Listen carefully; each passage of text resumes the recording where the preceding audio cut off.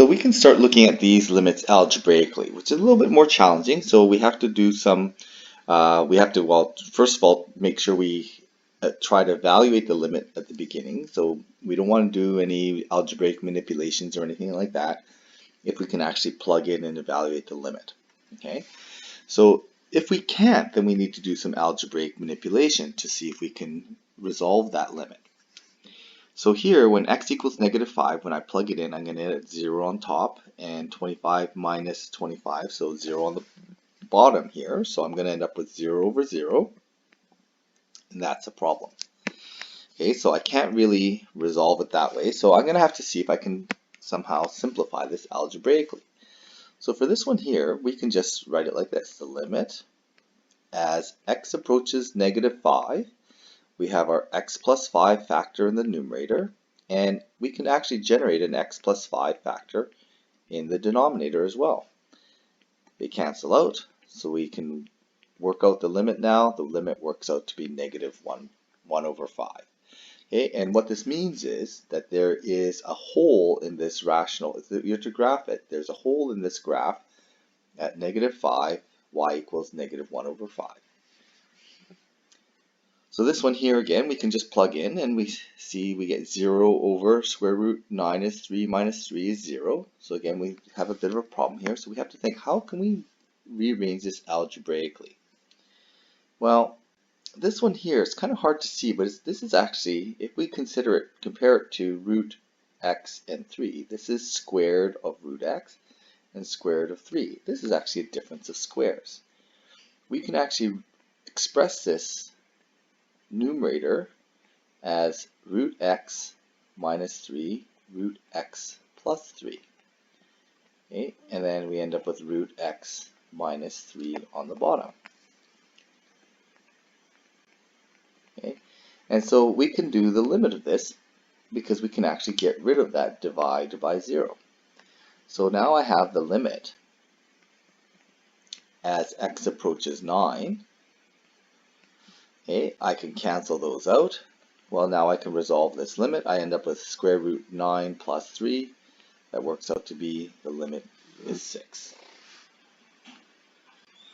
So here's another one here where we end up with 1/2 minus 1/2 is 0. 2 minus 2 is 0. Okay, so, well, what can we do here? Well, we have to do some algebraic rearrangements. And part of it is, this is hard to see this ratio. So we should really simplify this ratio, this complex fraction. And we should really express it like this. 2 minus x over 2x. And this is all over x minus 2. Okay, and we can do the limit. Right, it's the limit. And we can actually algebraically simplify this complex fraction. The limit as x goes to 2. So this numerator and this denominator actually really are the same factor. They just differ by a negative. So I'm going to write it this way.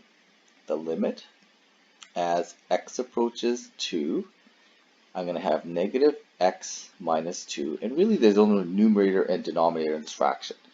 That's in the numerator, that's in the denominator, that's also in the denominator.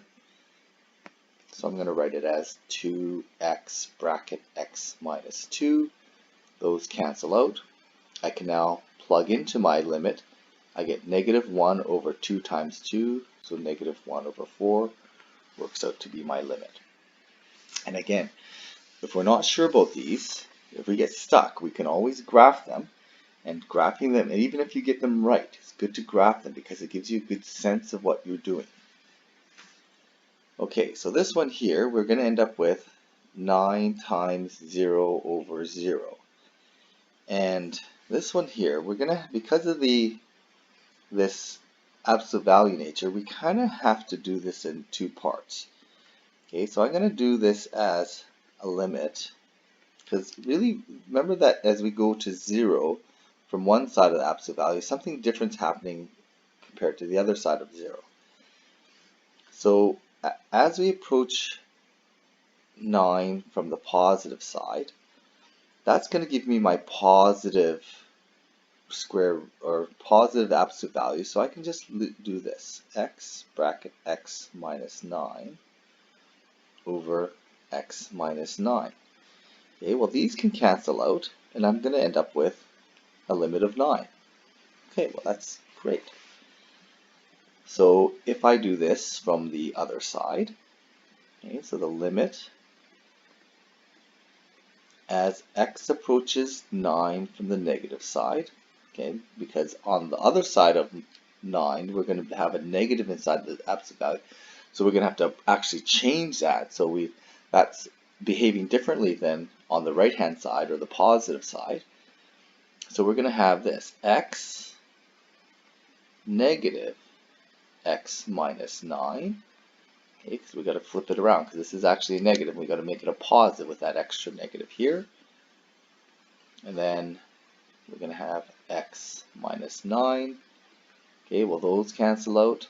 I have a negative 1. This x becomes 9, and we end up with negative 9 from the left-hand side.